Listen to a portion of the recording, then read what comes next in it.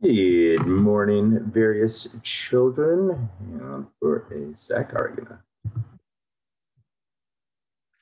Okay, there's a little weird lighting situation. Still kind of weird, but so it goes.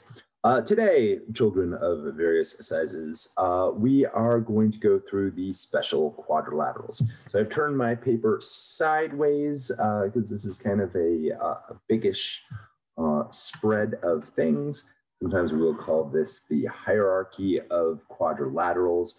Sometimes we'll refer to it as a family tree, but that gets a little bit iffy down in some parts. But let's go ahead and get started. So everything that we're going to talk about today is a quadrilateral.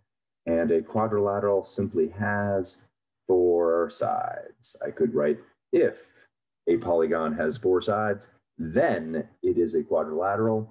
But we're just going to leave it without the ifs and the thens today. There are three main branches of these things, although they get a little bit intertwined here. So I'm going to leave some room for us off to the right, off to the left, and I'm going to go straight down to my first quadrilateral and probably the most important one. We've alluded to it a little bit. I like the name. It's called a parallelogram. We will usually just write gram. Looks kind of like this.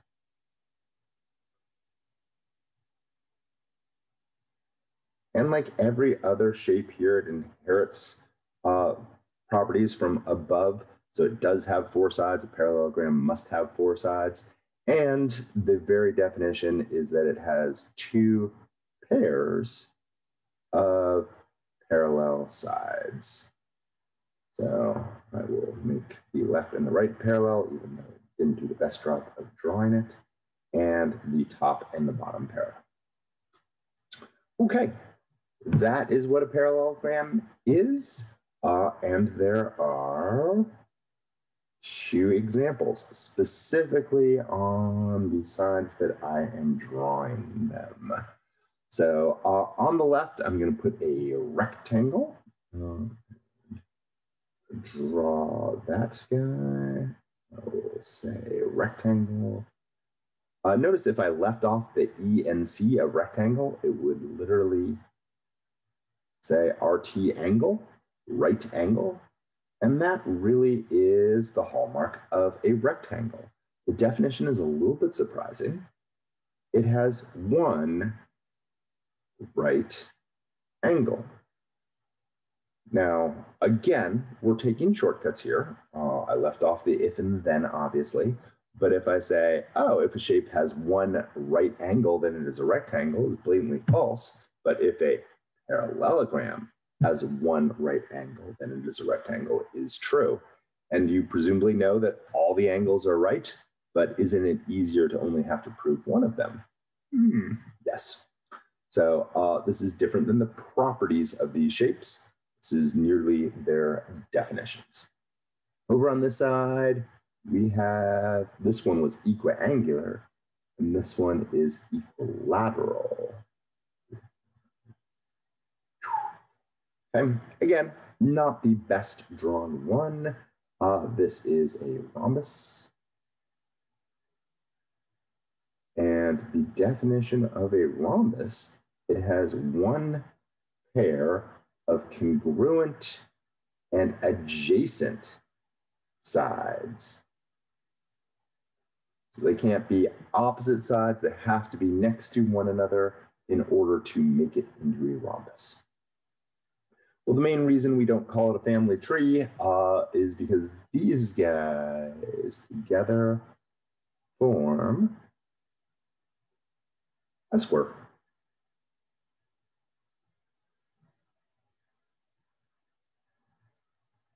We know what a square looks like. We're going to learn a lot about what it does, but I have nothing to add. The definition of a square is a rectangle and a rhombus. You could say it's a parallelogram, which is a rectangle and a rhombus. That wouldn't be wrong. But at the same time, a rectangle already is a parallelogram. So is a rhombus. So it's a little bit on the redundant side. Okay. Over here, we have a kite, which should feel a little bit familiar from last chapter.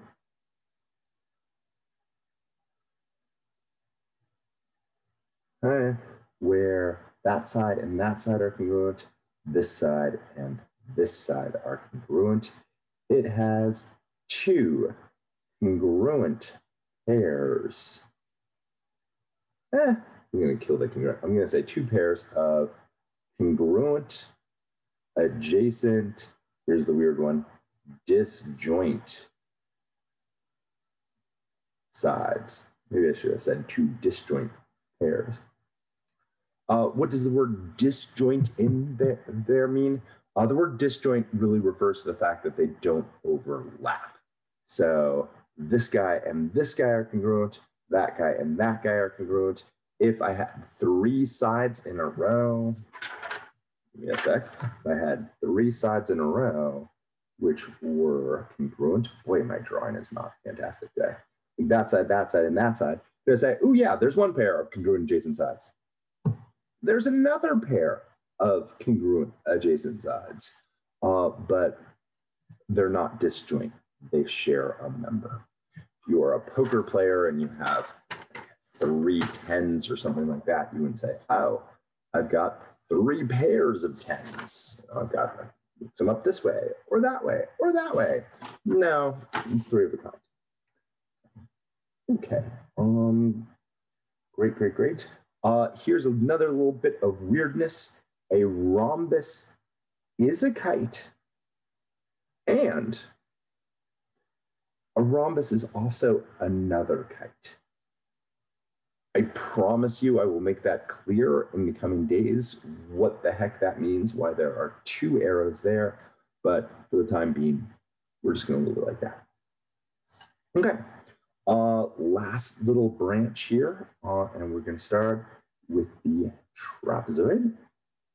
The trapezoid definitions vary depending on whether you go directly with our book.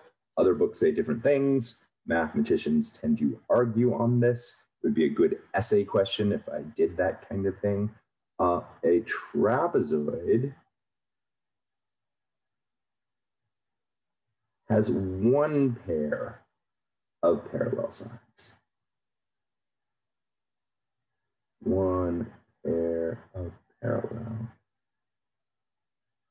sides. Now, people are very used to looking at a specific trapezoid. I'm going to leave myself altogether that much room. They are used to looking at isosceles trapezoids. And, but there's one other kind, which the book doesn't mention, oddly enough. So the isosceles trapezoid kind of looks like that. I'm going to check to see who is texting me at this hour. Okay, crisis averted there. We have the isosceles trapezoid,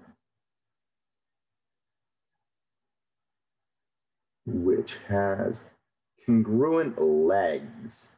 And the legs are the sides which aren't parallel, the sides which aren't the bases, but they don't necessarily have to be top and bottom.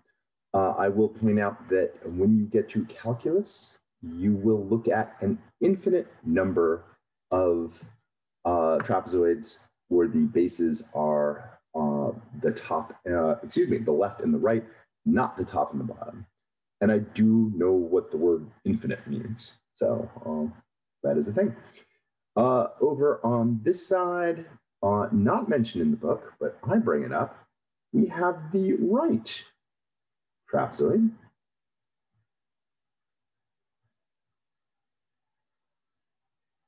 Just like this. You've got a right angle. Still, you have those bases. We have one right angle. Okay, and that is pretty much it. I did say pretty much, and I do kind of mean it. This is where it gets a little iffy and debatable, and I'll switch to pencil over here. If you had yourself an isosceles right trapezoid, well, according to the book, you would not have had a trapezoid at all. You would have had a rectangle. So really lightly drawn in there. You might not be able to see it from there. I kind of drew it in pencil, but that's kind of what I meant. That something that I would not force you to assume one way or the other. But there it is. Okay. So my hierarchy of quadrilaterals in one long shot. There they are. Hopefully that was informative. Okie dokie.